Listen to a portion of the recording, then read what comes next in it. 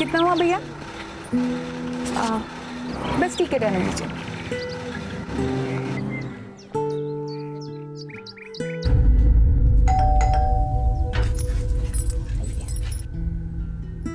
साहब, रश्मि मैडम आई है। आप बैठो। हाँ,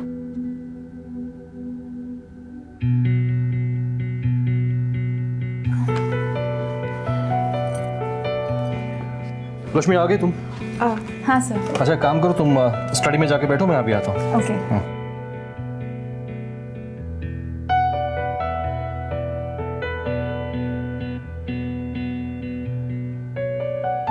साहब, मेरा काम हो गया है, मैं रुकूं या जाऊं?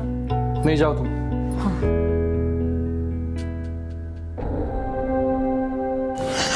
सर, ये क्या कर रहे हैं आप? वही जिसके लिए तुम आई हो। सर, लेकिन दरवाजा खुला है। डोंट वरी, कोई नहीं है घर में।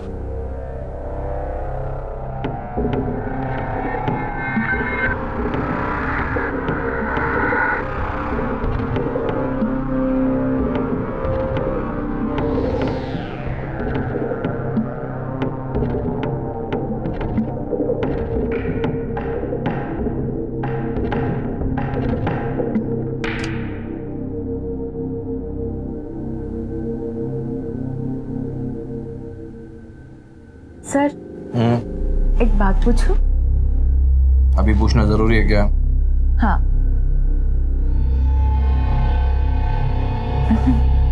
बोलो। हम लोग शादी कब करेंगे? जरूर करेंगे। मेरा वनीता से डिवोर्स होते ही।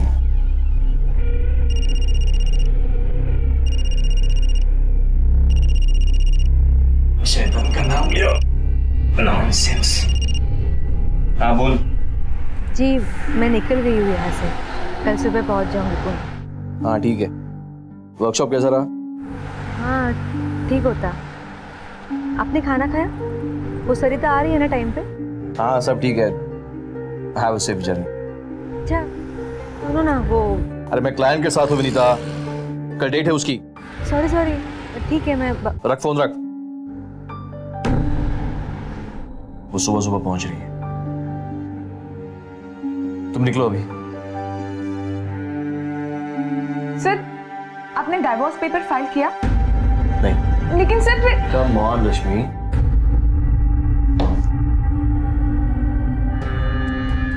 रश्मि एक लॉयर होकर तुम ऐसी बातें करती हो? तुम्हें पता है ना रश्मि कि ये डिवोर्स केसेस कोर्ट में कितने कॉम्प्लिकेटेड हो जाते हैं, और मैं ट्राई कर रहा हूँ कि डिवोर्स म्यूचुअल कंसेंट पे हो जाए। वनीता जानती है कि वो कभी मां नहीं बन सकती। मुझे बच्चे बहुत पसंद है।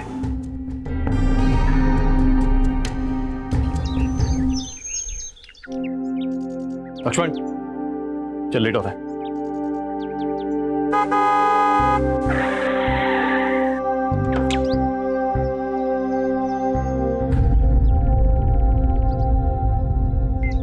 आप आज जल्दी निकल रहे?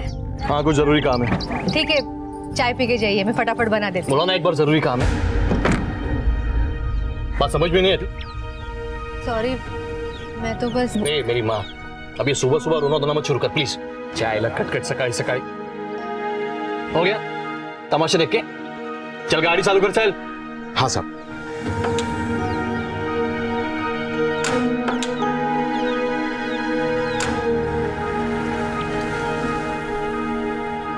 ले और ये ले। अबे तू भी डालना। ये ले, ये बेंकी, ये 20 पकड़। खत्म है। चल ले, चल ले 20। फटफट चल भाई, संभाल ले भाई। चल लेके जा रहा है।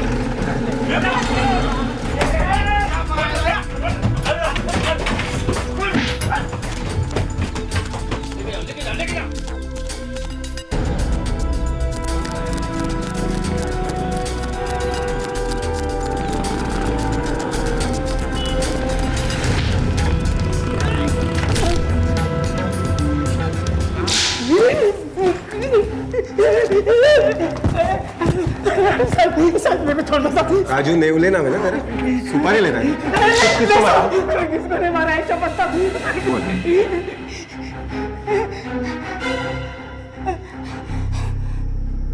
रिवॉल्वर? किसी को नहीं मारा ना? हाँ बोल, ये कहाँ से आया? क्या है? बता दो साहब, मारना मत। मैं कोई सुपर किलर नहीं हूँ साहब। मैं तो छोटा मोटा झोल करने वाला आदमी हूँ साहब। वो 3 महीने पहले एक वकील का सुपारी मिला था, तब ये मिला था अपन को। वकील को मारना ना? हाँ? नहीं साहब, अपन ने उसको नहीं मारा, पर जिसको मारना था वो तो बच गया। लेकिन क्या? वो गलती से एक औरत टपक गई। 3 महीने पहले एक शूटआउट में एक औरत अपनी जान गंवा बैठी और उसकी 4 साल की मासूम बच्ची अनाथ हो गई। लेकिन हैरानी की बात यह है कि यह हमला उसके लिए नहीं बल्कि किसी और के लिए प्लान किया गया था। पुलिस इन्वेस्टिगेशन एक डेड एंड पर आकर रुक गई थी। लेकिन क्या कॉन्ट्रैक्ट किलिंग के शक की वजह से हिरासत में लिया गया राजू नेवले पुलिस का जवाब था? आखिर ये कौन सी गुत्थी थी जिसे सुलझाने में पुलिस को इतना वक्त लग गया? आखिर क्या हुआ था 3 महीने पहले? मिस्टर खांडेकर, मैंने आपसे पहले ही कहा मैं बहुत महंगा वकील हूँ। कल शाम तक मेरे ऑफिस में पैसे नहीं पहुंचे तो मैं परसों कोर्ट में खड़ा नहीं रहूंगा। साहब, पान वाले के उधर रुकना है। रोज रुकता है ना, तो आज क्यों पूछ रहा है? दिमाग नहीं चला सकते? नॉनसेंस।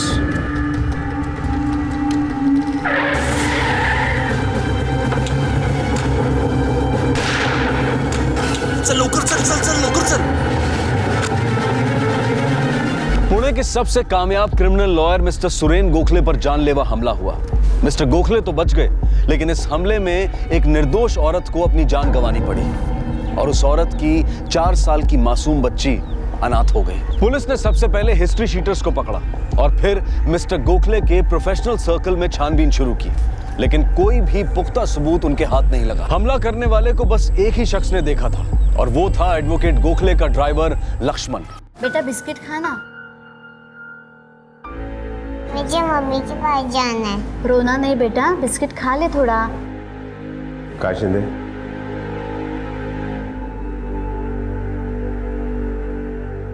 बराबर है साहब, बराबर है। ऐसे ही दिखता था वो। ठीक तरह से देखो। हाँ साहब, सेम टू सेम।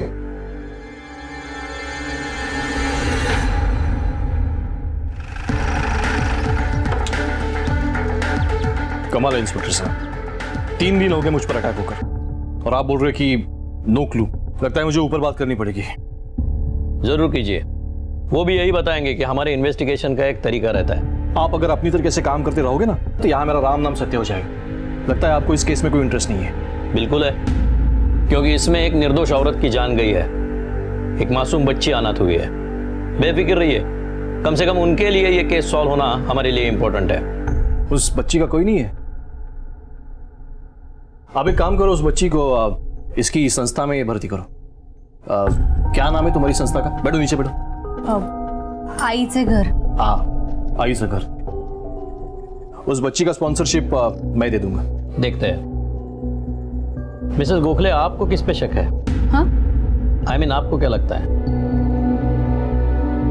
क्या मेरी तरफ क्या देख रही हो? बोलो ना, क्या लगता है, बोलो। इट्स ओके मिसेस गोखले, उनको चाय दीजिए।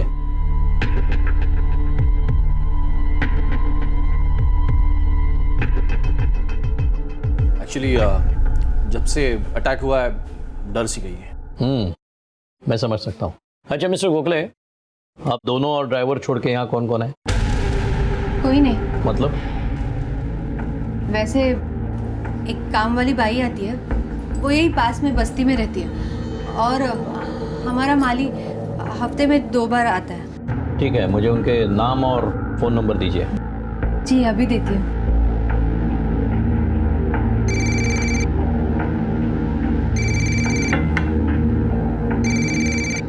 Excuse me. हाँ दादव, स्केच बन गया? गुड। सगळ्या पोलीस स्टेशनला पाठवा, मुझे भी मोबाइल पे भेज दो। हाँ, ये शूटर हाथ आते ये सुपारी किसने दी इसका पता चलेगा। अच्छा, वो बच्ची ने कुछ खाया? ठीक है, उसके लिए 1-2 जोड़ी कपड़े मंगवाना, पैसे मैं देता हूँ। ये नाम और नंबर्स। और ये मेरा कार्ड उस बच्ची के लिए। थैंक्स। अब कैसी है वो? माँ के हाथ से ही खाऊंगी बोलती है। अक्सर यही होता है, गलती करता कोई और है और सजा किसी और को मिलती है। गोखले की बीवी वनीता, उसके बारे में और इंफॉर्मेशन निकालने की कोशिश करना। सर आपको क्या लगता है इस हमले में उसका हाथ है? कुछ कह नहीं सकते, लेकिन गोखले और उसकी बीवी के बीच में रिलेशंस कुछ अच्छे नहीं है। और अगर ये बात सही है तो गोखले को मारने के लिए उसके पास पूरा मोटिव है। कांट से शिंदे सर, उस बच्ची को कल सुबह इस आश्रम में दाखिल करना, मैंने बात की है।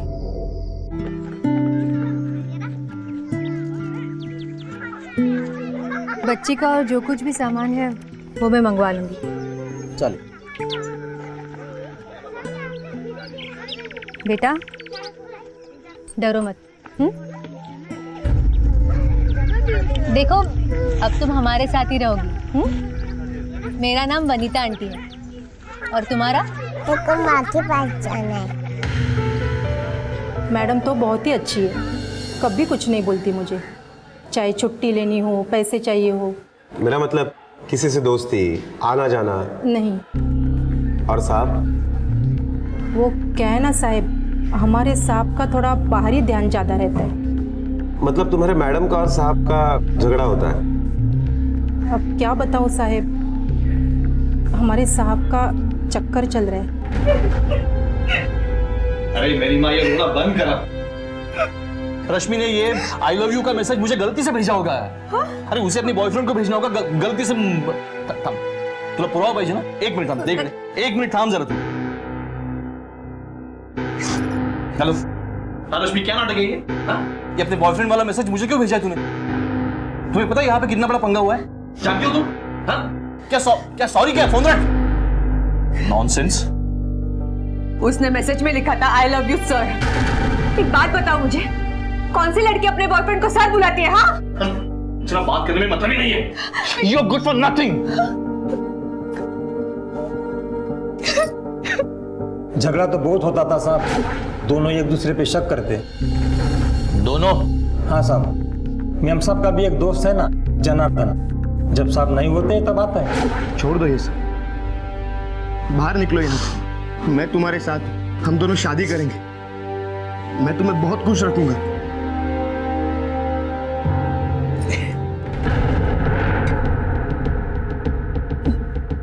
डिस्टर्ब किया मैंने? ठीक, हाँ तो बोलो, चला जाता हूँ ऑफिस।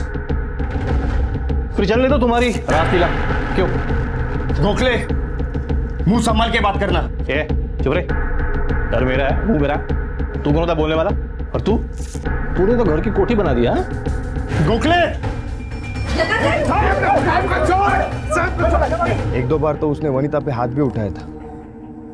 उस दिन मौका मिला इसलिए बहुत मारा साले को। वैसे तुम्हारे और मिसेस गोखले की दोस्ती कब से है? कॉलेज के टाइम से। तुम शादी करना चाहते थे? हाँ, 3 बार प्रपोज किया था, तीनों बार रिजेक्ट। इसीलिए मिस्टर गोखले को मारने की सुपारी दी तुमने? नहीं साहब, और जिस दिन उसे मारना होगा ना साहब, मैं खुद जाके मारूंगा। ये ऐसे सुपारी उपारी नहीं दूंगा। जब हमला हुआ तब तुम कहाँ थे? साहब मैं पनवेल गया था।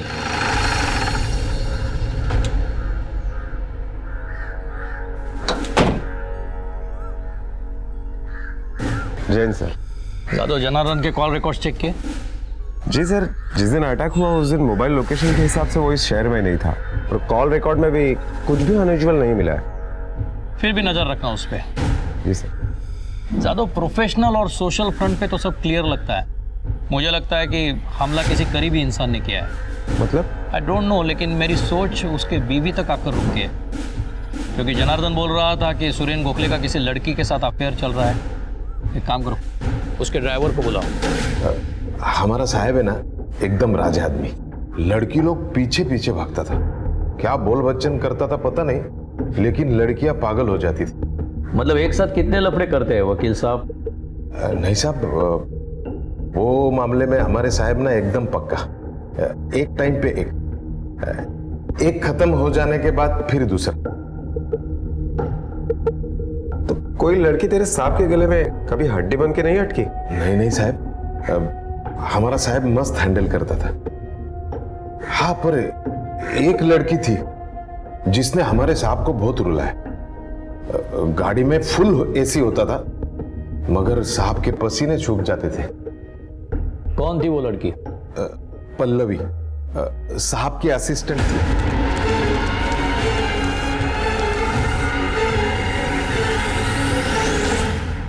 या साहब या। आपने तो रेडी मार दी। और आप रेड हैंड पकड़े भी गए। Sorry sir.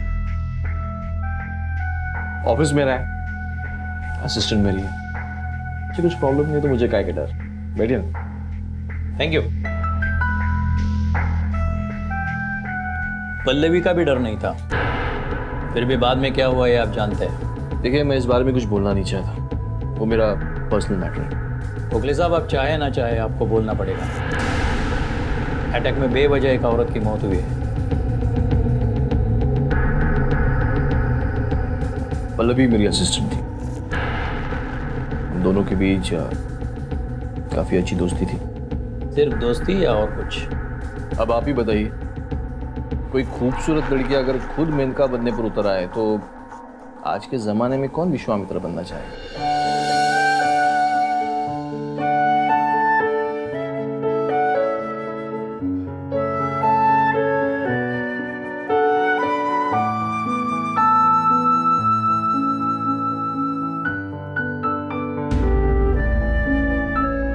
सर, आपने तो कुछ खाया ही नहीं।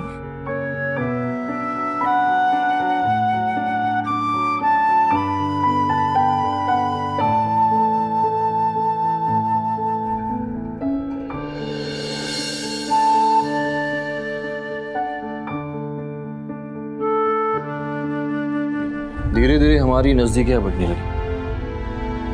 हम दोनों एक दूसरे को पसंद करने लगे और इसी दौरान एक दिन कुछ काम के सिलसिले में मैंने पल्लवी को घर पे बुलाया था। आप सर हैं घर पे? हाँ, आप कौन? मैं पल्लवी, सर के ऑफिस में काम करती हूँ। सर ने बुलाया है मुझे।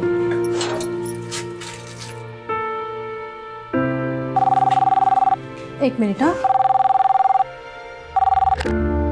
हेलो। हाँ मेम साहब, हाँ माली आके गया। नहीं, साहब तो आज घर पे ही है। आप बस भगवान जी का दर्शन करो वहाँ पे। आगे क्या हुआ? हेलो। क्या हो गया? क्या हो गया? कुछ नहीं सर, एकदम से पाँव ट्विस्ट हो गया। ओके, बैठो बैठो बैठो बैठो बैठो, यहाँ पे बैठो बैठो। कहाँ पे दर्द हो रहा है? सर यहाँ दर्द हो रहा है। बहुत दर्द हो रहा है? हाँ सर। अच्छा रुको, मैं मलहम लेके आता हूँ। सर, मलहम की कोई जरूरत नहीं है, आपके छूने से ही दर्द कम हो गया। अच्छा, एक मिनट।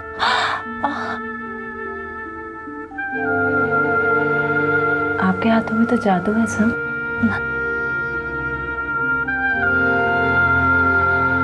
सर, मैं आपको थैंक यू बोलना चाहती थी। अरे इसमें थैंक यू की कौन सी?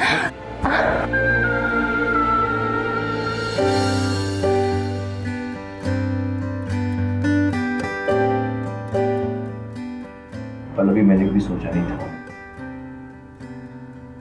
मैं अपनी इस शादीशुदा जिंदगी की मर्यादा को तोड़ दूंगा। मर्यादा?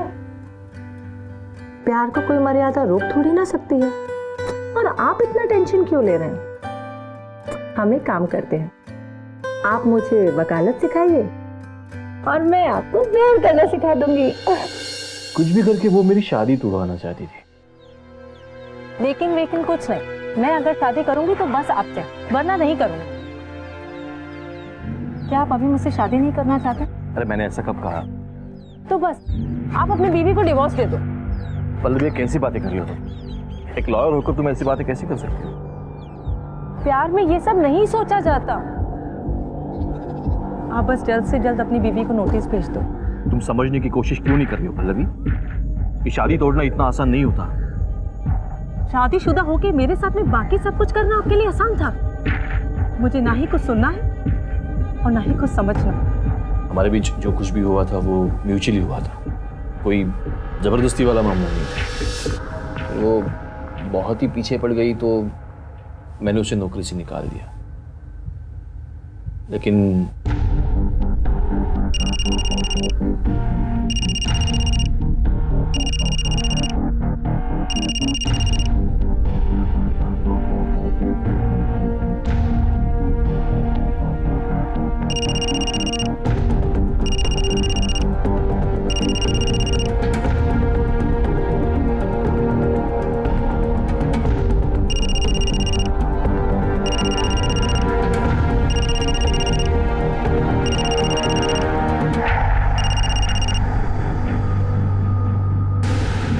मैंने उसे नज़रअंदाज करने की बहुत कोशिश की, लेकिन उसने मेरा पीछा नहीं छोड़ा। धीरे धीरे उसके फ़ोन कॉल्स बढ़ते गए और एक दिन अचानक वो ऑफिस पहुंच गई। क्यों तंग कर रही हो मुझे?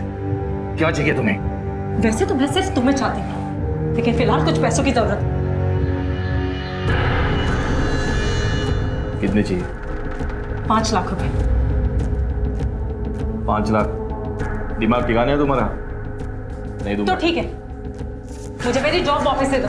देखो पल्लवी, ये ब्लैकमेल है, don't cross the line. Line तब क्रॉस होगी जब मैं तुम्हारा पूरा सच मीडिया के सामने लाऊंगी, और जब मीडिया वाले तुम्हारे आगे पीछे कैमरा लेके घूमेंगे ना, तब तुम्हें समझ आएगा। मैंने उसे बेनिफिट ऑफ डाउट दिया, सोचा पैसों की प्रॉब्लम हुई होगी तो पैसे भी दिए और जॉब भी दी, लेकिन शायद उसे मुझे तंग करने में मज़ा आने लगा था। मेरे एक क्लाइंट की फाइल उसने ऑपोजिट लॉयर को बेचने की कोशिश की और पकड़ी। फिर एज पर द गाइडलाइन उसे अपना लीगल प्रैक्टिस का लाइसेंस खोना पड़ा। उसके बाद वो कहाँ चली गई मुझे पता नहीं। फिर कुछ दिन बाद अचानक उसका फ़ोन आया, लेकिन इस बार मैं अलर्ट था, तो मैंने वो फ़ोन कॉल रिकॉर्ड किया। मुझे वो रिकॉर्डिंग सुनना है।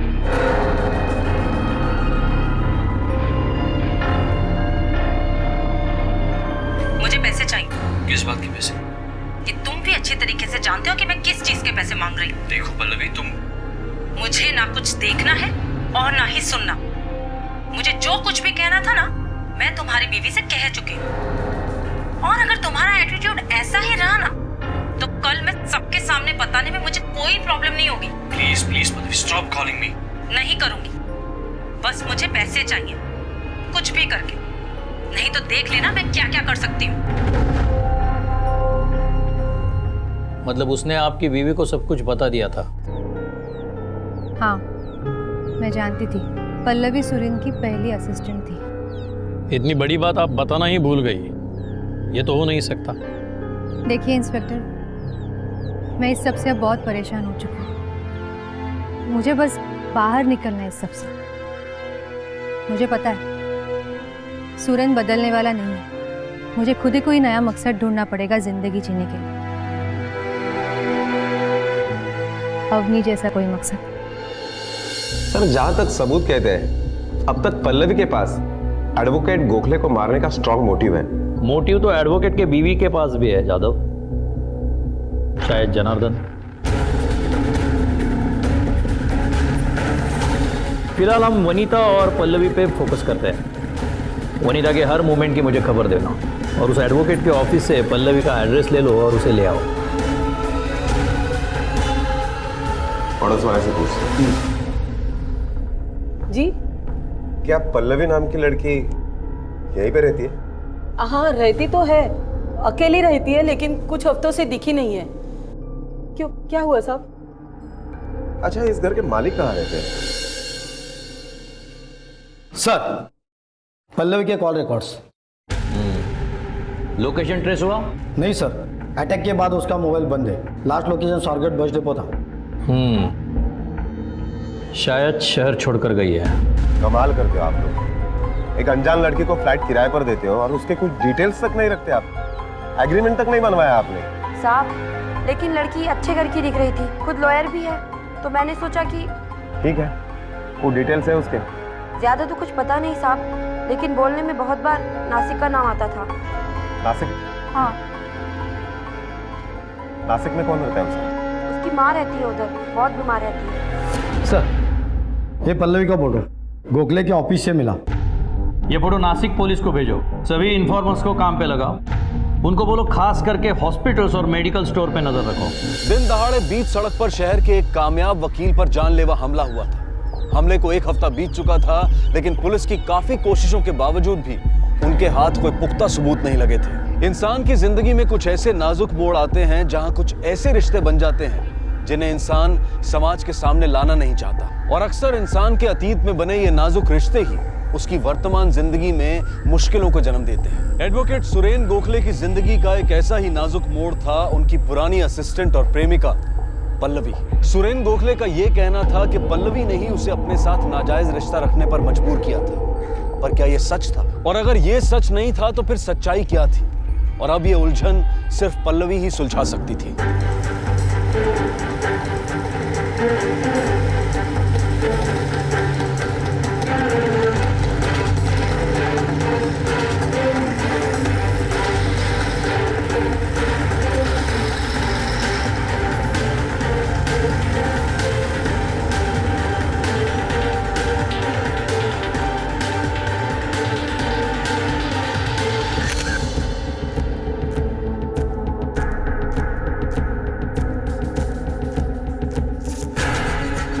यही है पल्लवी।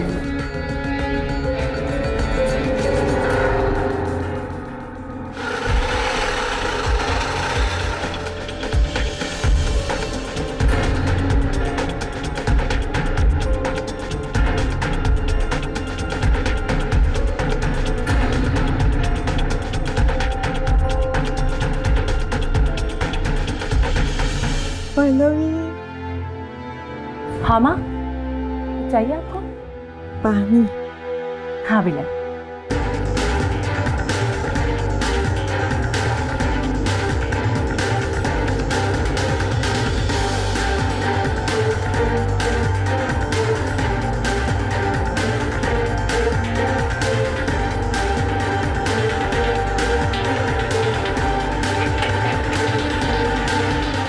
पल्लवी? जी, आप कौन? PSI Jadhav, Pune. Please please stop calling me. नहीं करूंगी, बस मुझे पैसे चाहिए, कुछ भी करके, नहीं तो देख लेना मैं क्या क्या कर सकती हूँ। यस सर, ये कॉल मैंने ही किया था, ये आवाज मेरी ही है। और क्या मतलब है इसका? सर और क्या मतलब हो सकता है? जो कुछ भी है मैंने साफ साफ कहा है। आपने एक रेप्यूटेड लॉयर को पैसों के लिए धमकी दी है। हाँ सर, मैंने धमकी दी है, लेकिन उसी रेप्यूटेड लॉयर के सामने मैं रोई, गिड़गिड़ाई, पैसों के लिए भीख मांगी, लेकिन उन्होंने मेरी किसी भी बात पे ध्यान ही नहीं दिया। ये कॉल मेरा 7वां 8वां कॉल है उन्हें। इससे पहले के कॉल्स नहीं सुना उन्होंने आपको? लेकिन मिस्टर गोखले आपको पैसे क्यों दे? मेरी जिंदगी बर्बाद करने के, मेरा करियर खत्म करने के पैसे सर। मतलब? सर मेरा बार लाइसेंस कैंसिल हो गया, मेरी नौकरी चली गई, सिर्फ और सिर्फ उस सुरेन गोखले की वजह से। लेकिन तुमने खुद चुना है ना ये रास्ता। सर कोई भी लड़की ना इस रास्ते को खुद नहीं चुनती है, इस रास्ते पे मुझे जबरदस्ती धकेला गया है। क्या हो गया? अरे मैडम, क्या हुआ? कुछ नहीं, एकदम से पाँव ट्विस्ट हो गया। अच्छा ठीक है, अंदर आओ, तुम जाओ काम करो अपना, मैं देखता हूँ। आराम से आराम से।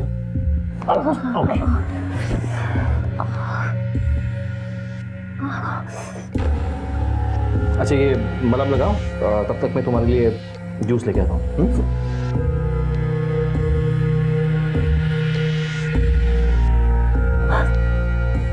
ठीक लग रहा है? अब थोड़ा ठीक है sir. Low juice P low. Thank you.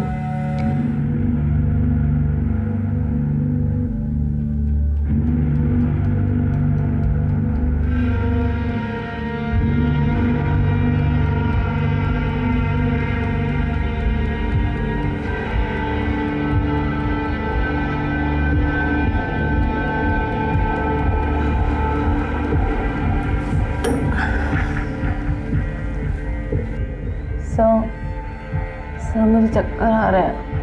हाँ वो बाहर धूप बहुत है ना, कहीं तुम चल के तो नहीं आई? नहीं सर।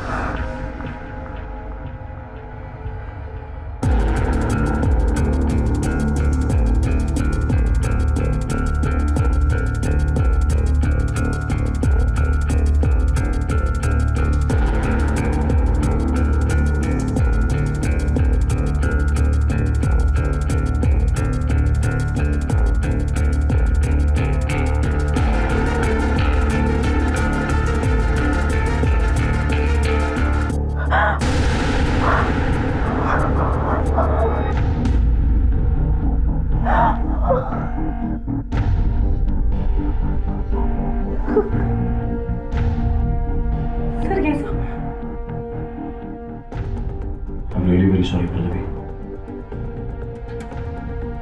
कल हम इतने करीब थे, मैं अपने आप को रोक नहीं पाया। पल्लवी मैंने कभी कहा नहीं, बट आई लव यू। कुछ दिनों तक उसके झूठे प्यार का सिलसिला चलता रहा, लेकिन उसके बाद उसने मेरे फोन कॉल्स उठाने बंद कर दिए, मुझे नौकरी से निकाल दिया। बहुत धमकियां देने के बाद में मुझे मेरी जॉब वापस मिली। और दोबारा जॉब पे आने के बाद तुम्ही ने तो फाइल का लफड़ा किया था ना? बिल्कुल नहीं, ये सब उसका प्लान था, मुझे फंसाने के लिए, मुझसे छुटकारा पाने के लिए। उसी ने मुझे वो फाइल दी थी एक आदमी को देने के लिए, और प्लान के अकॉर्डिंग उसने ये प्रूव कर दिया कि वो आदमी दूसरे वकील का था, और बार एसोसिएशन में मेरी कंप्लेंट कर दी, और मेरा लाइसेंस कैंसिल हो गया। क्यों किया तुमने ये सब? तुम्हारी वजह से मेरी पूरी जिंदगी बर्बाद हो गई। बर्बादी क्या होती है ये तुम्हें पता नहीं है मेरी जान। अब तो सिर्फ लाइसेंस गया है, ज्यादा आवाज की ना तो सब कुछ छीन सकता है। यहाँ का सबसे बड़ा क्रिमिनल लॉयर जिंदगी से उठा सकता हूँ। तो तुम्हारी भलाई इसी में है, चुपचाप यहाँ से चली जाओ। आउट। अगर ये लड़की सच कह रही है तो सुरेन ने काफी सारी बातें हमसे छुपाई है, जिन बातों में ही उसके ऊपर जो हमला हुआ उसका सुराग है। सर एडवोकेट गोखले की बीवी ने दूसरे वकील की मदद से अपने डिवोर्स पेपर तैयार करवाए। हमले से पहले या बाद में? पहले सर, 2-3 हफ्ते पहले। सर अगर वनीता ने डिवोर्स पेपर इतने पहले तैयार करवा ही रखे तो फिर अब तक उसने अपने पास क्यों रखे, फाइल क्यों नहीं की? जाहिर सी बात है दादा, डिवोर्स हुआ तो आधी प्रॉपर्टी, पति मर गया तो पूरी। एडवोकेट सुरेन गोखले पर हुए हमले को अब लगभग 1 महीना बीत चुका था, पर हमलावर की तलाश अब भी जारी थी। सुरेन गोखले की निजी जिंदगी में जैसे रिश्तों की गुत्थी सी बन गई थी। उसके हर जायज और नाजायज रिश्ते के पास उसे मारने की वजह थी, जैसे कि उसकी पत्नी वनीता, जो सिर्फ समाज में होने वाली बदनामी के डर से इस खोखले रिश्ते को ढो रही थी। दूसरी थी पल्लवी, जो एक वक्त सुरेन गोखले के बहुत करीब थी, लेकिन आज उनके बीच की दोस्ती और प्यार की जगह नफरत ने ले ली थी। और अब पुलिस के शक के दायरे में तीसरी थी गोखले की आज की असिस्टेंट रश्मि। कब से एडवोकेट सुरेन गोखले के पास काम कर रही हो? यही कोई 7-8 महीने हुए हैं। क्या काम करती हो?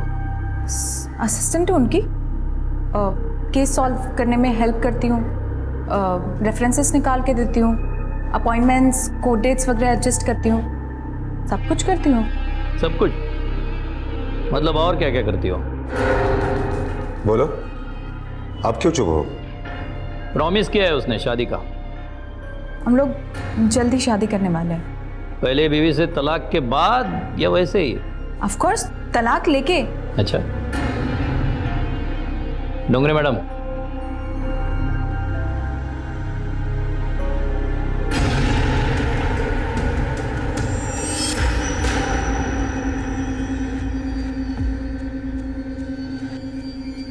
पल्लवी, सुरेन गोखले के एक्स असिस्टेंट। बिल्कुल तुम्हारे ही जैसे मैं उनका पूरा ख्याल रखती थी। पूरा? तुम्हें भी यही कहा होगा ना, बीवी को सोशल वर्क से फुर्सत नहीं मिलती, उसे बच्चे बिल्कुल पसंद नहीं। सब झूठ। चीटिंग की थी ना सर के साथ? कोई इम्पोर्टेंट डॉक्यूमेंट्स सेकंड पार्टी को दे दिए थे, राइट? डिवोर्स फाइल किया उन्होंने? नहीं, अब तक तो नहीं किया, पर जल्दी कर देंगे। जिंदगी भर भी इंतजार करोगे ना, तब भी वो अपनी बीवी को डिवोर्स नहीं देंगे। पहली दफा जूस में नशीली दवाई मिला के पिलाई ना, मुझे भी पिलाई थी, और फिर अपने बच्चे ना होने की दुख भरी कहानी सुनाई। मैं बोला कि बीवी को डिवोर्स दे दूंगा। थोड़े टाइम बाद जो उसने मेरे साथ किया ना, वही वो तुम्हारे साथ करेगा। पहले अपनी जिंदगी से और बाद में नौकरी, दोनों से निकाल देगा, और पूरा इंतजाम करेगा कि आगे तुम बतौर लॉयर किसी के साथ काम नहीं कर सको। अब तुम्हें डिसाइड करना है, तुम्हें किसका साथ देना है, हमारा या सुरेन गोखले का। अरे आइए आइए वकील साहब, आप ही का इंतजार हो रहा था। किस बात का ताज्जुब हो रहा है आपको? एडवोकेट गोखले को पुलिस ने हिरासत में तो ले लिया, लेकिन क्योंकि वो खुद एक क्रिमिनल लॉयर था, इसलिए वो कुछ ही दिनों में जमानत पर बाहर आ गया। दूसरी तरफ वनीता ने जो डिवोर्स के पेपर्स बनवाए थे, उनमें साफ साफ लिखा था कि उसे सुरेन की प्रॉपर्टी में से कुछ नहीं चाहिए। सारा इन्वेस्टिगेशन जैसे एक डेड एंड पर आकर रुक सा गया था, लेकिन पुलिस ने अपनी कोशिशें जारी रखी और आखिरकार हमला करने वाला शख्स उनके हाथ लग ही गया। ये कह रहा है कि 3 महीने पहले इसने किसी वकील को मारने की सुपारी ली थी, लेकिन वकील मरा नहीं था।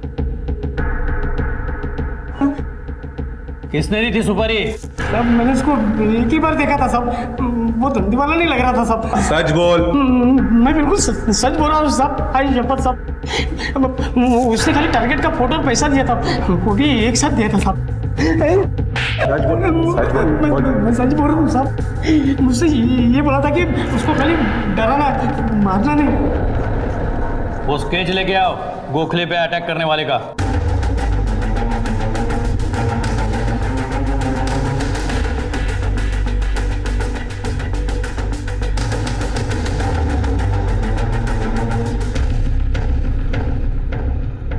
जादव, एक काम करो, गोखले वकील और उसके ड्राइवर को ले आओ। योगा।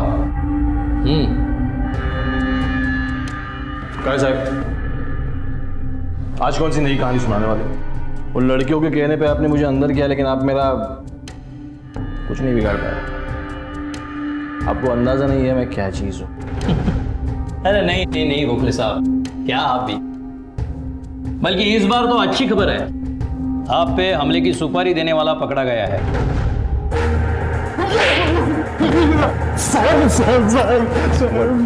अपने साहब को मारने की सुपारी क्यों दी? उसे क्यों मार रहा? गोखले, आपको मारने की सुपारी आप ही के ड्राइवर ने दी थी। एक औरत की जान गई है इस हमले में। मर्डर का चार्ज तो पक्का है तुझ पे। मैं बिल्कुल बेकसूर। चुप हो जा। तूने कहीं बोला ना, आपने किया। अरे चुप हो जा, कुछ नहीं होगा तुझे। जानता है ना तू कितने बड़े वकील का ड्राइवर है तू? नहीं, वो मैं नहीं जानता। मेरे को जिंदगी भर नहीं सड़ना जेल में। मैंने साहब को मारने की सुपारी दी थी ना, वो मेरे साहब के कहने पे दी थी। स्टेटमेंट देगा? देगा। जादव, इसे स्टेटमेंट ले लो और अरेस्ट वारंट निकालो। गोखले को इस बार जमानत नहीं मिलनी चाहिए। ले जाओ।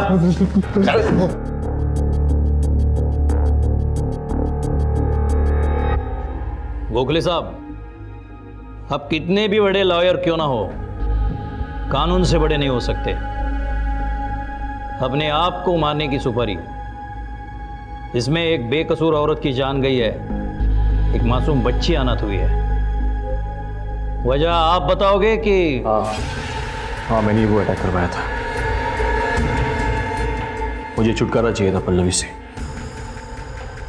मुझे लगा अब पैसों के लिए जिंदगी भर मुझे ब्लैकमेल करती रहेगी। अच्छा प्लान।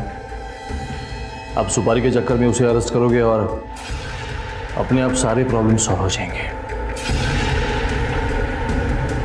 इस बार तुझे जमानत नहीं मिलेगी, देख लेना।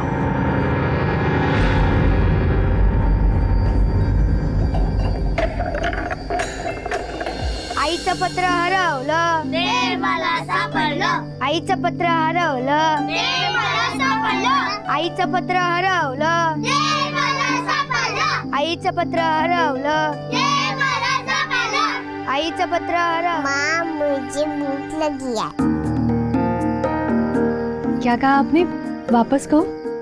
माँ मुझे भूख लगी है.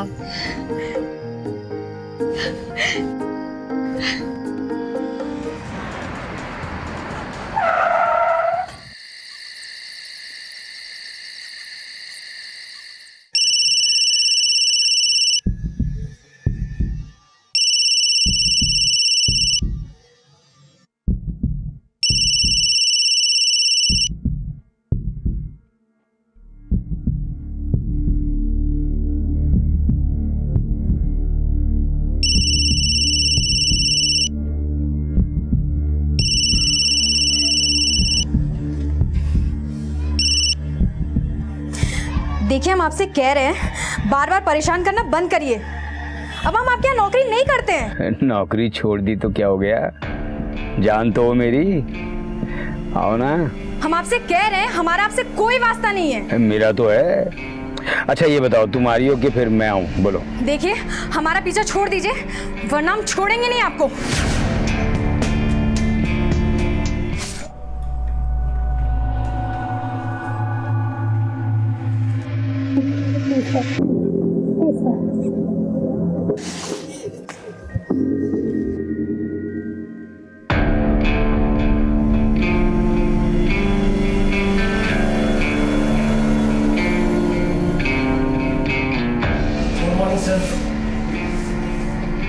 मीना, हर वक्त आग लगी रहती है.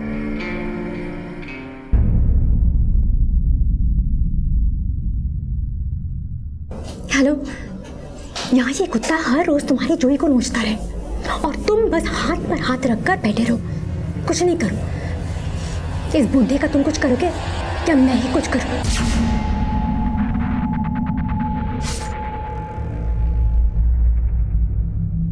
May I come in, sir? अरे रीमा, आओ आओ हाँ, बैठो. Thank you sir. तो कुछ काम की बात कर लेते हैं. I mean, टारगेट फिक्स कर लेते हैं. Okay sir. ये है तुम्हारा टारगेट. क्यों कम है? बताओ, बढ़ा दें? भाई तरक्की करनी है, ऊपर जाना है तो परफॉर्मेंस तो देनी होगी.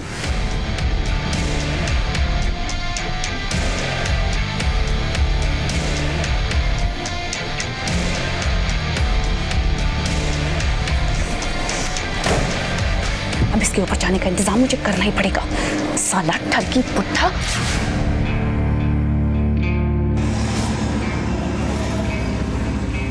Please stop it sir. अब शादीशुदा हूँ मैं. ये तो बड़ी अच्छी बात है. अरे तुम्हें तो खुश होना चाहिए. ऐश करेंगे हम और बिल फटेगा तुम्हारे पति के नाम का.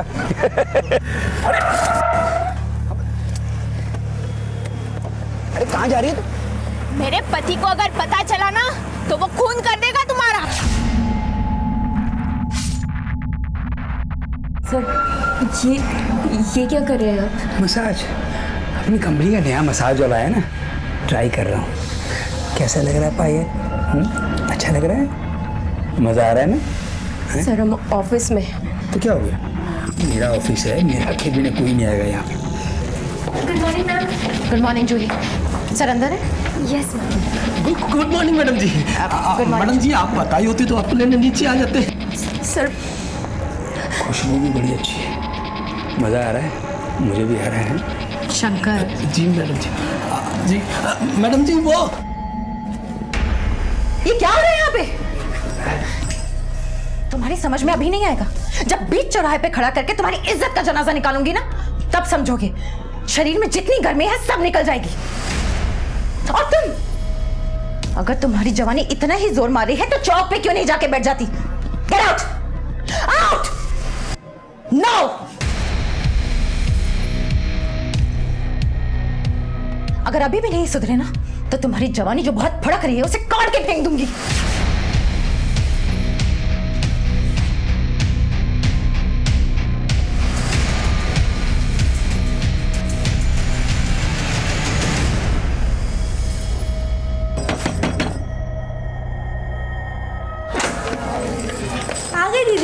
कैसे आप? दीदी कैसा रहा आज का दिन? ठीक था। आ गई पायल?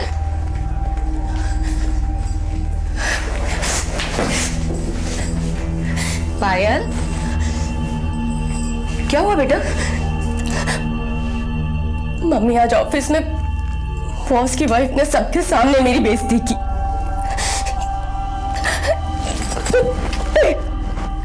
चुप हो जा बेटा, चुप हो जा। ऐसा है तो छोड़ दे नौकरी, दूसरी नौकरी ढूंढ ले।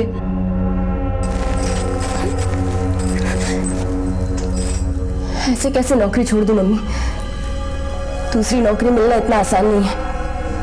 और कौन सी कंपनी मुझे इतनी अच्छी सैलरी पे नौकरी देगी? कौन सी मुझे इतनी अच्छी अंग्रेजी आती है या कोई मैनेजमेंट कोर्स किया है जो किसी कंपनी में मैनेजर बनने के सपने देखूं? और मम्मी अगर मैंने नौकरी छोड़ दी तो दोनों छोटी बहनों की पढ़ाई का क्या होगा? घर के खर्चे कैसे चलेंगे? और तुम ही बताओ मम्मी, कौन सी कंपनी का बॉस ऐसी हरकतें नहीं करता? मेरी सारी सहेलियां रोजी, मीना, टीना सब इसी तरह की हरकतों की बातें करती हैं। उन सबके भी ऐसे ही हालात हैं। मैंने भी इसे अपनी किस्मत मान लिया है। बस बेटा बस, शांत हो जा। मैं तेरे लिए पानी लेकर आती हूँ। मम्मी चकना भी तैयार रखना, वो आता ही होगा। आज सारे देश में अक्सर महिलाओं को कामकाज के लिए घर से बाहर निकलना पड़ता है, लेकिन हमारे सभ्य समाज में कुछ असभ्य लोग ऐसे भी हैं जो अपने रुतबे, अपनी बड़ी पोजीशन के बल पर अपनी सहकर्मी महिलाओं का फायदा उठाते हैं, उनका शोषण करते हैं। शहर हो या गांव, सड़क हो या दफ्तर, महिलाएं ऐसे असभ्य लोगों से कहीं पर भी सुरक्षित नहीं है। हमारा आज का केस भी ऐसी ही पीड़ित महिलाओं का है जिनका शोषण किया जा रहा था।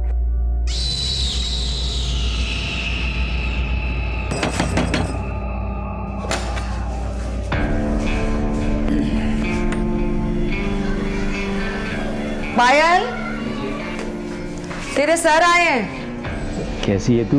हैं? खेलो खेलो, शाबाश खेलो।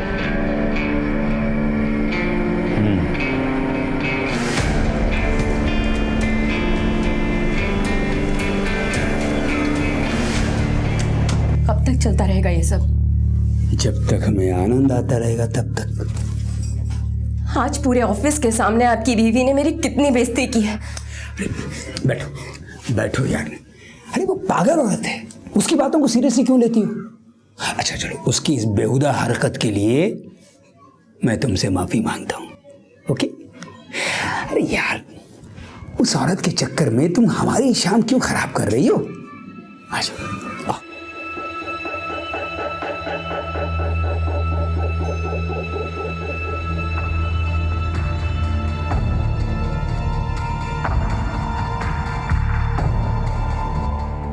सर, वो आखिरी दिन था जब सर घर आए थे। उसके बाद ना तो वो आए और ना ही उनका फोन। मैंने 1-2 बार उनका फोन ट्राई किया था, लेकिन फोन स्विच ऑफ था। कमाल है, तुम्हें भी बताकर नहीं गए? तुम्हें तो बताकर जाना चाहिए था। सर, मैं उनकी वाइफ नहीं हूँ जो कहीं भी जाने से पहले वो मुझे बताकर जाए। रघु सर, प्रकाश के सारे कॉल रिकॉर्ड चेक करो और पता लगाओ कि उसका आखिरी लोकेशन क्या था। Yes sir. ऐसा पहले भी कभी हुआ है? नहीं सर, पहले कभी बिना बताए इतने दिनों के लिए नहीं गए। उनका किसी से कोई झगड़ा, दुश्मनी वगैरह? नहीं सर।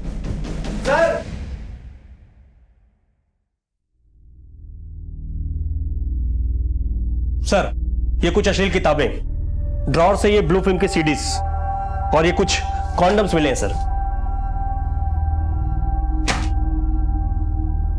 ऑफिस में कॉन्डम्स? सर, डेस्क से कॉन्डम मिले हैं।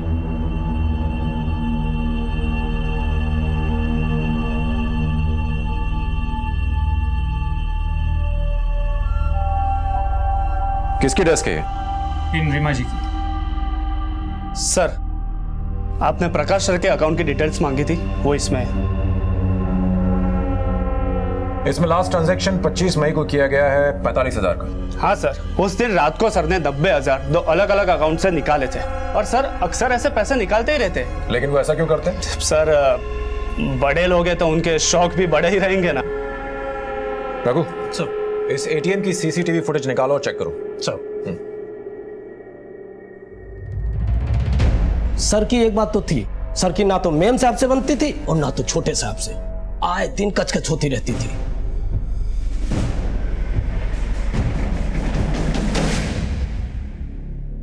तो आपने अपने पति को धमकी दी थी? धमकी नहीं, उसे तो तुम चुप रहो। पति के नाम पे कलंक थे वो, दुनिया भर में मुंह मारते फिरते थे। उन्होंने घर को कभी घर समझा ही नहीं, बीवी के रहते दूसरी औरतों के पीछे भागते रहे। तो क्या आरती उतारती उनकी? मैं तो चाहता हूँ कभी वो वापस ही ना आए, मुक्ति मिले हमें। तो फिर मिसिंग कंप्लेंट क्यों लिखाई? इन्हें पूछिए, इन्होंने लिखवाई है। और क्या करती मैं? आप ढूंढ दीजिए, अपनी कंपनी और तलाक दोनों ले लूंगी उनसे। सर कॉल रिकॉर्ड चेक कर लिए, सभी से पूछताछ कर ली, लेकिन कहीं भी कुछ नया नहीं मिला। सर कहीं नहीं, माँ बेटे का तो खेल नहीं हो सकता है।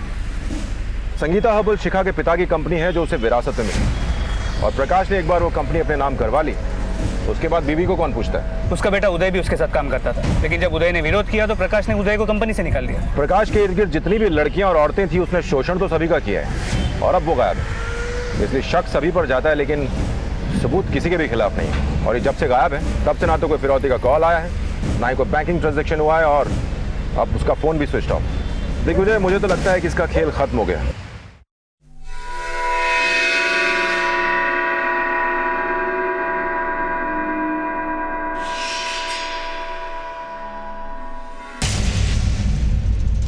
अरे ये तो किसी आदमी का कान है।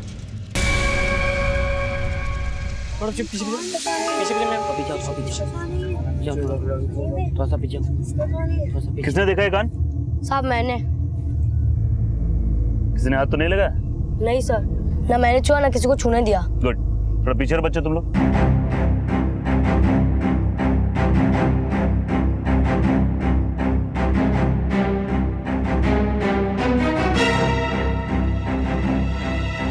आइए सर, देखिए ये है।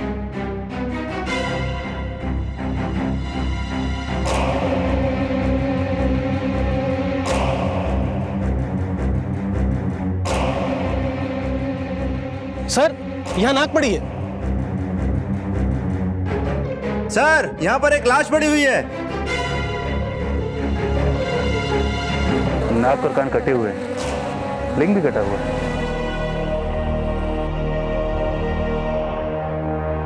सर किसी प्रकाश यादव का नाम है और संगीता हर्बल्स का एड्रेस लिखा हुआ है, और डेबिट कार्ड पर भी प्रकाश यादव है। सर कहीं ये वही आदमी तो नहीं है जिसकी मिसिंग कंप्लेंट हमें थाना हजरतगंज से आई थी? हेलो इंस्पेक्टर रवि, मैं इंस्पेक्टर मोहन कुमार बोल रहा हूँ, बछरामा थाने से। हमें एक डेड बॉडी मिली है प्रकाश यादव नाम की, जिसकी कंडीशन बहुत खराब है। इसे देखकर लगता है इसे बहुत बुरी तरह से मारा गया है। प्रकाश यादव की लाश का कटे हुए लिंग के साथ मिलना साफ लगता है किसी ने बदला लिया है, अपनी भड़ास निकाली। हो ना हो इस कत्ल के पीछे वजह सेक्स है। तुम एक काम करो, प्रकाश यादव जिन जिन लड़कियों से रेगुलर टच में था उनसे बात करो। सर मैंने प्रकाश यादव के डेबिट कार्ड रिकॉर्ड चेक किए, हमें यह पता चला है कि कत्ल की रात उसने एमजे वाइन शॉप से शराब खरीदी थी। ये देखिए सर।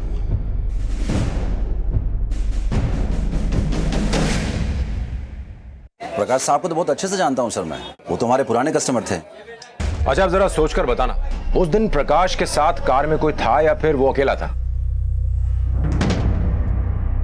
ले लीजिए। चल रमेश, चलता हूँ। ठीक है प्रकाश भाई।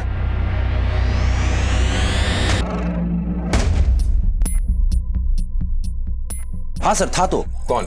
वो तो नहीं पता सर, क्योंकि बहुत दूर था और उसका चेहरा ठीक से देख नहीं पाया सर मैं।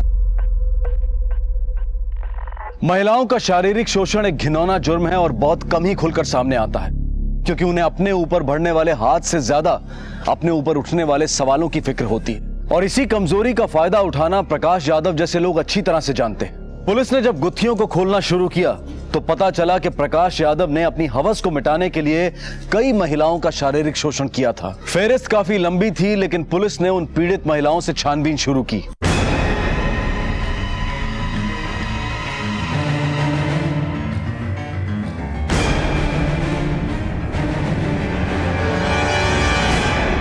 रीवा, तुम 25 मई की रात को कहां पर थी? 25 मई की रात को मैं एक पार्टी में गई थी, लेकिन आप ये सब मुझसे क्यों पूछ रहे हैं? कहीं आपको ऐसा तो नहीं लगता कि मैंने उसे मारा है? हो भी सकता है, देखिए सर, मैंने प्रकाश यादव का मर्डर नहीं किया है। हाँ, मैं उसे मारना जरूर चाहती थी, मगर कभी हिम्मत नहीं जुटा पाई। तुम उसे मारना चाहती थी? क्यों? मैं क्या, आप जाके किसी भी लड़की से पूछिए, उसका जवाब यही होगा। मेरी जगह कोई और भी लड़की होगी तो वो यही कहेगी। यूज करके फेंक दिया उस आदमी ने मुझे। शुरू शुरू में बहुत तारीफ करता था मेरी, मुझे लगा मेरे काम से खुश है, मगर नहीं, बात कुछ और थी। एक बार वो मुझे बाहर एक कॉन्फ्रेंस में लेकर गया। कॉन्फ्रेंस के बाद हम होटल के बार में बैठे थे।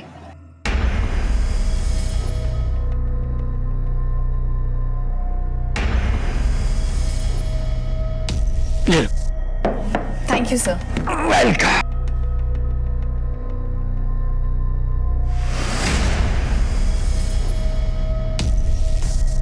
जूस पीते ही मेरा सर चकराने लगा, अजीब सा लगने लगा।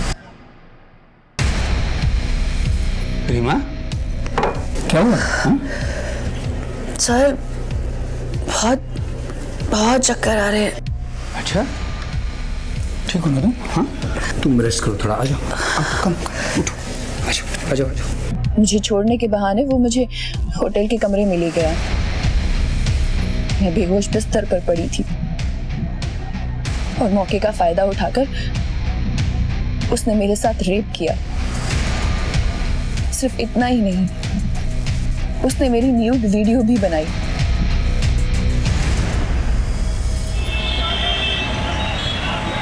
मुझे तो ये सब पता भी नहीं था। एक दिन जब मैं उसके केबिन में मीटिंग कर रही थी, लखनऊ में 1020, इलाहाबाद में 500, बनारस में 400 और चंडीगढ़ में 1280।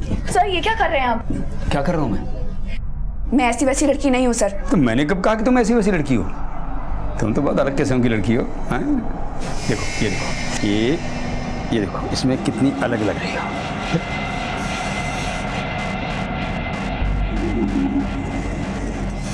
क्यों, पसंद आई ना?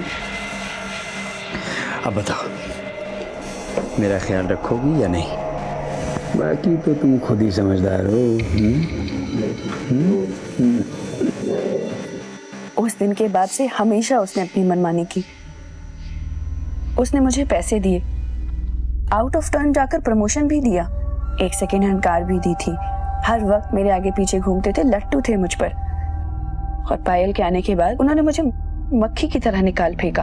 पर्क्स वगैरह जो मुझे मिलते थे वो सब काट दिया और उस पायल को दे दिए।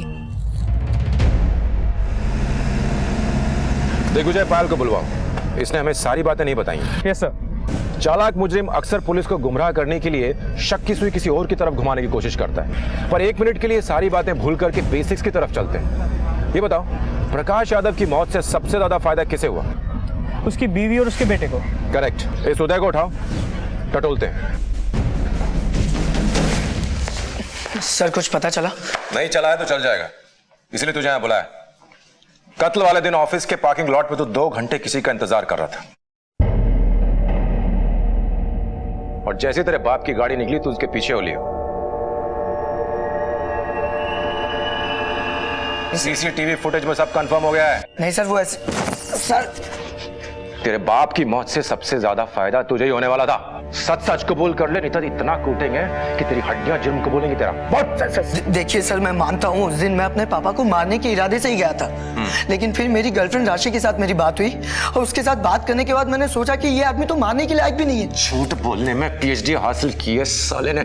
सच बोल। सर मैं सच बोल रहा हूँ, वो आदमी बाप कहलाने के लायक नहीं था, एक नंबर का गिरा हुआ आदमी था। उसने मेरी माँ की जरा भी कदर नहीं की। दिन ब दिन उसकी हरकतें घिनौनी होते जा रही थी सर। एक दिन तो हद ही कर दी उन्होंने, लड़कियों को घर लाना शुरू कर दिया अपनी अय्याशी के लिए। क्या हो रहा है यहाँ पे? ये क्या बदतमीजी चल रही है? बेशरम लड़की, ये मेरा घर है, कोठा नहीं। चल। मुझे क्या बोल रही हो? अपने पति को संभालो, जबरदस्ती लेकर आए मुझे, समझी? मेरे ही बेडरूम में खड़े होके मेरे ही पति के साथ रगलियां मनाती है। क्या कर रहे हो? हाथ उठा दो। छोड़ूंगा नहीं, छोड़ूंगा नहीं तुम। छोड़ूंगा नहीं। नहीं होते बेटा, नहीं बेटा, नहीं। हाथ मत उठाना, समझे? जी तो चाह रहा था मैं उसे उसी वक्त मार दूं। बुड्ढे ने सारी हदें पार कर दी थी सर, और मैं अपनी माँ की दुर्दशा देख नहीं पा रहा था। मेरा दिमाग हट गया था। 3 दिन से मेरे दिमाग में एक ही बात चल रही थी कि sir I was actually out of control. मैं उसे मारने ही जा रहा था कि मेरी गर्लफ्रेंड राशि ने मुझे रोक लिया, वरना मेरे ही हाथों नरक जाता बुड्ढा। तो तूने नहीं मारा? नहीं। मरवाया? किसको दी सुपारी? नहीं सर, मैंने कोई सुपारी वुपारी नहीं दी। मैंने किसी को नहीं मरवाया। इनफैक्ट उस दिन मैंने उनको ज्यादा देर तक फॉलो भी नहीं किया था। वो कंकरिया टोल बूथ से आगे जाकर मैंने यू टर्न ले लिया था। मैं बहुत डिस्टर्ब था और मेरा मूड ठीक करने के लिए राशि मुझे अपने साथ फिल्म देखने ले गई। सर आप चाहे तो राशि से पूछ सकते हो। कंफर्म करो। सर पायल को ले आए।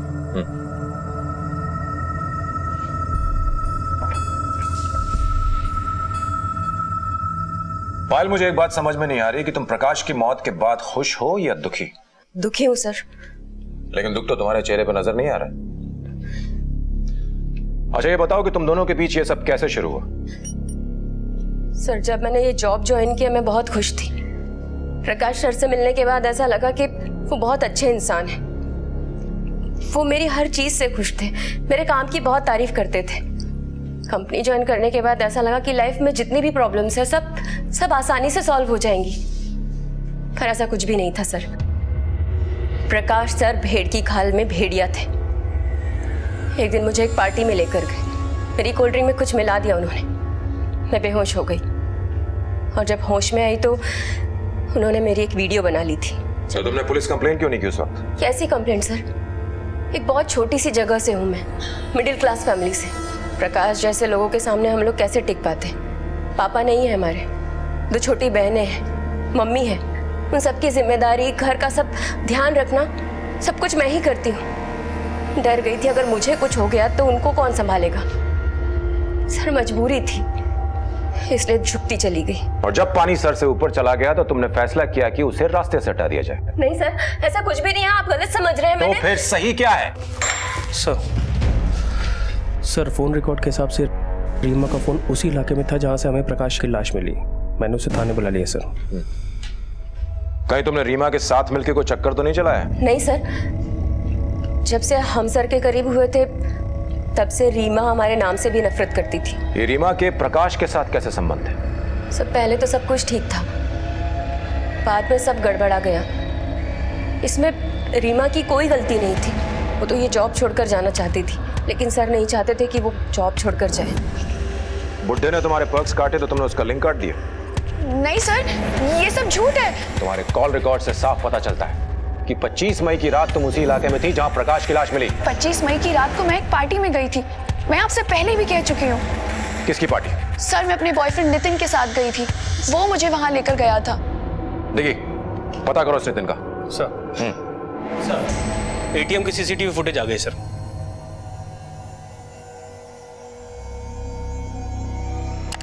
कौन है ये और ये यहाँ क्या कर रहा है?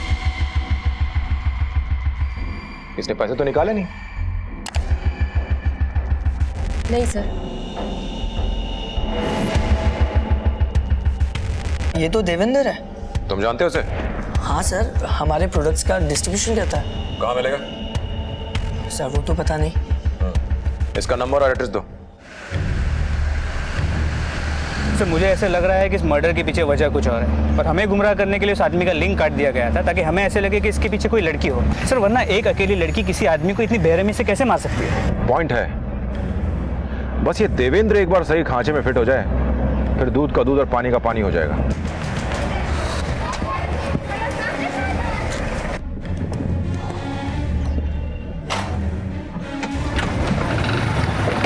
देवेंद्र बड़ी जल्दी में लग रहे हो, कहाँ जा रहे हो? जी कुछ नहीं, बस ऐसे ही काम से जा रहा है। एक मिनट जरा, तुम्हें कुछ दिखाना है।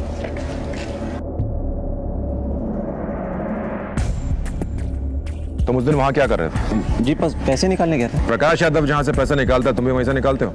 सर वो एटीएम मेरे घर के पास से ही है तो इसलिए गया था। पर तूने उस दिन पैसे तो निकाले नहीं? सर वो उस दिन प्रकाश जी से अचानक मुलाकात हो गई तो बातों बातों में रह गया तो इसलिए भूल गया था सर। ये बताओ, प्रकाश यादव के साथ कोई और भी था? जी नहीं। तो इतने परेशान क्यों दिख रहे थे? सर मुझे तो ऐसा कुछ लगा नहीं, मतलब जैसे वो हमेशा होते वैसे ही थे, बस ज़रा सी पी रखी थी। क्या बात हुई उनसे? कुछ नहीं सर, बस इधर उधर की बातें, क्या चल रहा है वगैरह। प्रकाश जी ज़रा रंगीन मिजाज आदमी है ना सर, तो कह रहे थे कि ऑफिस की एक नई फीमेल स्टाफ चाहिए। तो तुमने क्या कहा? मैंने यही कहा सर, ढूंढ के बताता हूँ आपको। बिना बताए शहर से बाहर मत जाना। हाँ रघु बोलो। सर मैं उदय की गर्लफ्रेंड राशि के घर के बाहर खड़ा हूँ। उसके पिता ने कंफर्म किया है कि उस रात उदय राशि के साथ फिल्म देखने गया था।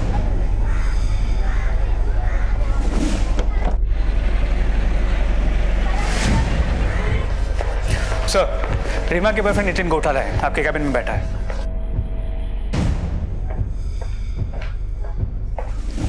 Hello sir. नितिन, तुम 25 मई की शाम अपनी गर्लफ्रेंड रीमा के साथ कहां पर थे?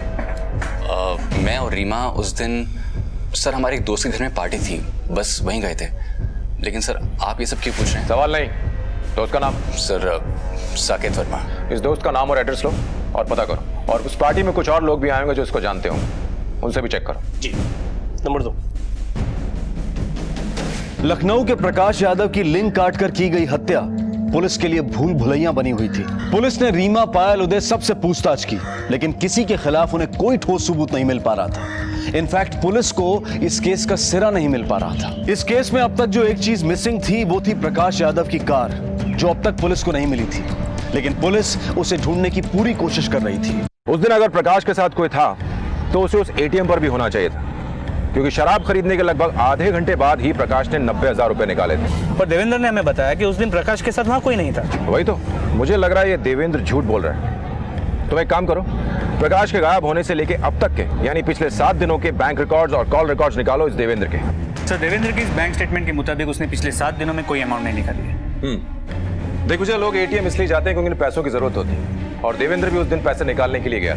चलो माना उस दिन वो भूल गया, लेकिन अगली 7 दिनों तक उसे पैसों की जरूरत नहीं पड़ी। बड़ी अजीब सी बात है। सर, क्या ये हो सकता है कि उसी ने प्रकाश को मारकर उसके सारे पैसे चुरा लिए हों? हो सकता है। उसके कॉल रिकॉर्ड चेक करो, पता करो। सर, मर्डर के वक्त देवेंद्र उस इलाके में नहीं था, पर हाँ उस दिन प्रकाश की बात देवेंद्र से जरूर हुई थी। और एक बात सर, देवेंद्र का फोन मर्डर के वक्त स्विच ऑफ था सर।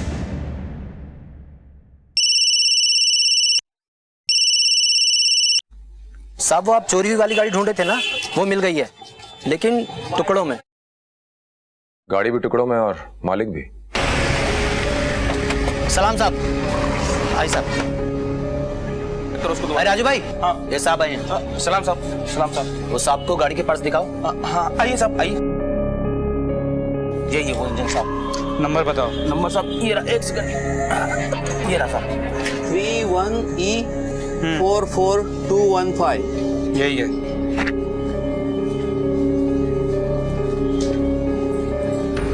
सर, नंबर मैच करता है। इंजन प्रकाश की कार की है। ये कार तुम्हें किसने भेजी? ये साहब माखनलाल तिवारी और बेली प्रसाद सर, आजाद नगर साहब, इन लोगों ने बेचा था साहब।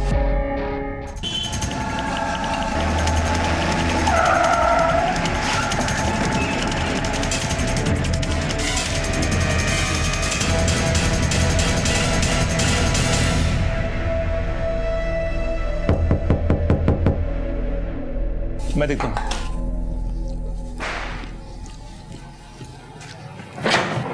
पुलिस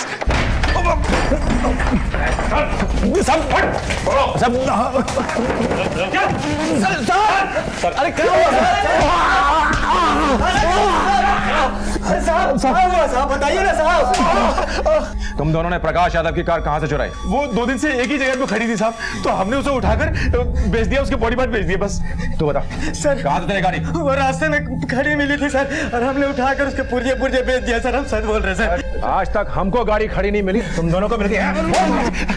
बताता हूँ साहब, वो कार दरअसल हमें रीमा जी ने दी थी ठिकाने लगाने के लिए, हमने लालच में आके उसे बेच दिया साहब। रीमा जी ने? हाँ साहब, रीमा जी। अब तुम दोनों सीधे सीधे अपना जुर्म कबूल करते हो या फिर हमें कोई दूसरे पैंतरे आजमाने पड़ेंगे? सर हमने कोई जुर्म नहीं किया है, मेरी बात का यकीन कीजिए। ये नौटंकी बंद करो और सच सच बताओ। तुमने जिस आदमी को प्रकाश यादव की गाड़ी को ठिकाने लगाने दिया था वो अब हमारी हिरासत में है। मेरे पास सर की गाड़ी कहाँ से आएगी? देखिए उन दोनों को लेके आओ। सर अभी मालूम पड़ेगा। बताओ इन्हें कि इन्होंने तुमको गाड़ी कहां दी थी, बोलो। साहब जिन्होंने चाबी दी थी ये वो मैडम नहीं है साहब। ये वो मैडम नहीं है? नाम क्या बताया था तुमने? रीमा। तो यही तो रीमा है। नहीं साहब ये वो रीमा नहीं है साहब।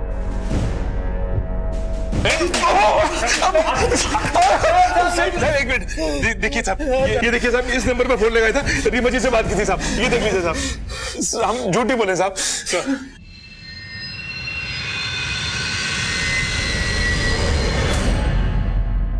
रीमा का नाम आने के बाद पुलिस को लगा कि एक केस सॉल्व हो गया है, लेकिन कहानी ने फिर से एक नया मोड़ ले लिया था। अब पुलिस की सारी उम्मीदें टिकी थीं एक मोबाइल फोन नंबर पर। सर ये नंबर स्विच ऑफ है। सर मैंने बेनी प्रसाद और माखन लाल के फोन रिकॉर्ड चेक किए। ये दोनों की सेल फोन लोकेशन उस जगह पे थी जहां हमें प्रकाश की बॉडी मिली। लेकिन इससे ये बात तो साबित नहीं होती ना कि इस मर्डर में इन दोनों का हाथ है। लेकिन सर उस दिन इन दोनों के नंबर इस नंबर से कांस्टेंट टच में थे। मुझे डाउट हुआ तो मैंने देवेंद्र का डेटा भी टैली किया, वो भी इसी नंबर से रेगुलर टच में था। सर पता करो कि ये नंबर किसका है। सर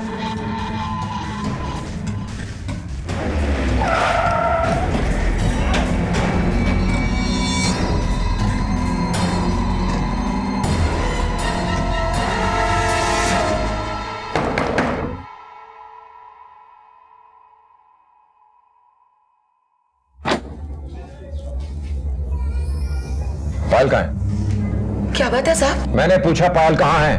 वो तो गई। कहाँ गई?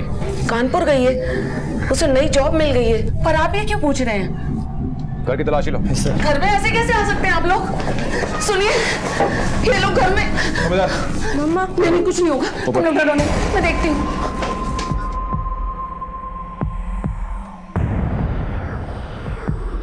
साहब आप लोग मुझे बताते क्यों नहीं? ये पायल के कमरे की तलाशी क्यों ले रहे हैं? क्या चाहिए आप लोगों को?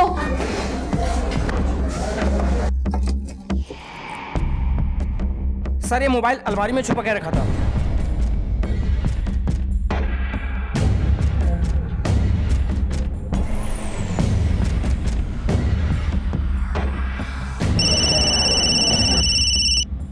ये तो वही नंबर है जिसकी हमें तलाश है।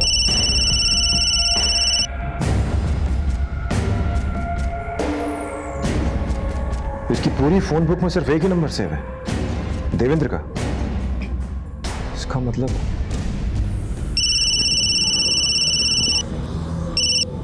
हाँ दिग्विजय। सर ये देवेंद्र गायब है, उसके घर वालों को भी नहीं पता कि वो कहाँ है। उसका फोन ट्रैक करो, देवेंद्र को पकड़ना बहुत जरूरी है। पायल भी उसी के साथ होगी। जी सर। आप देवेंद्र को जानती हैं? पायल उससे कहाँ मिली? ऑफिस में। वो नौकरी के लिए आया था, बड़ा ही नर्वस था। पायल उसे मिली तो पायल ने उसका हौसला बढ़ाया। उसके बाद दोनों मिलने लगे और जल्दी ही एक दूसरे को चाहने लगे। लड़का अच्छा था, घर आता, घंटों बातें करता, सबको हंसाता। मुझे लगा चलो पायल की जिंदगी तो अच्छी हो जाएगी, उस बुढ़े से छुटकारा तो मिल जाएगा। पर एक दिन ये क्या कर रहे हैं यहाँ पे? मेरा दोस्त है। दोस्त है तो घर से बाहर रखा करो इसे। चल निकल यहाँ से, चल। मेरे टुकड़ों पे पड़ के मुझसे दगाबाजी, खबरदार आइंदा यहाँ पे दिखाई दिया तो चल निकल। गप सर लेकिन चल चल यहाँ से। इसे यहाँ मत बुलाया करो। हैं चलो आ जाओ आ जाओ।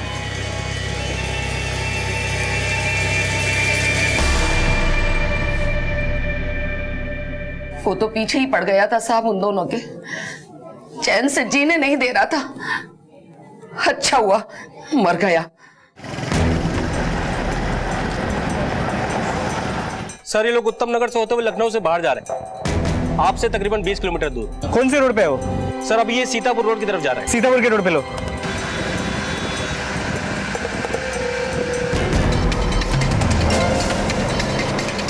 आगे से आप राइट ले लीजिए सर। यहाँ पे राइट लो, यहाँ पे राइट लो।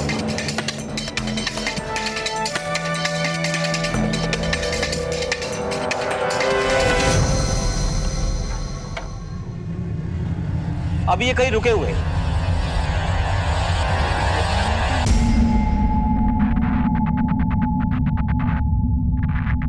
सर आप पास तक पहुंच गए। लगता है वही है। चलो चलो जल्दी लो, जल्दी आगे लो। भाई भगवान! अरे मैं क्या है? थाने में चल, बता दे तुझे क्या किया है। डालो इसको अंदर। चल कह रहा यार मेरे साथ ये तो।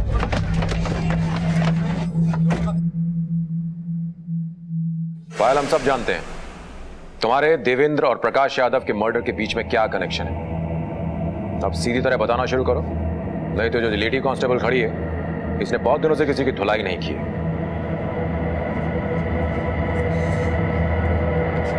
सर, मैंने जब देवेंद्र को अपने और प्रकाश यादव के रिलेशन के बारे में बताया तो वो बहुत गुस्से में था। उस आदमी को जिंदा रहने का कोई अधिकार नहीं था। उसने पायल का वीडियो बना के रखा था और आए दिन उसके साथ बलात्कार करता था। परेशान हो चुकी थी पायल उससे, इसलिए मैंने फैसला किया कि पायल को उस आदमी से मुक्ति दिलाऊंगा। सर, प्रकाश यादव हमेशा मेरा फ़ोन चेक किया करता था, इसलिए देवेंद्र ने मुझे एक नया फ़ोन और एक नया नंबर लाकर दिया था। प्रकाश यादव की जानकारी के बिना देवेंद्र और मैं एक दूसरे से उसी नंबर पर बात करते थे। मर्डर वाले दिन मैंने प्रकाश को फ़ोन करके उससे माफ़ी मांगी और अपने अंकल के साथ डील करने की ऑफ़र भी थी, जिसमें कि लड़की और पैसे दोनों ही थे। लड़की और पैसे प्रकाश की कमज़ोरी थे, इसलिए वो मना नहीं कर पाया। ले लीजिए। चल रमेश, चलता हूँ। ठीक है प्रकाश भाई। वो आया, शराब खरीदी और गाड़ी में ही शराब पीनी शुरू कर दी।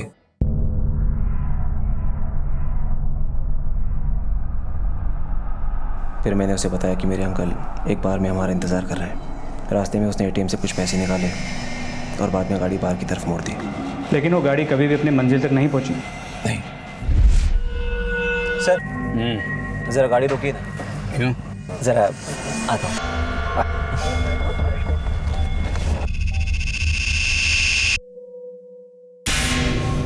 मैं भी आता हूँ।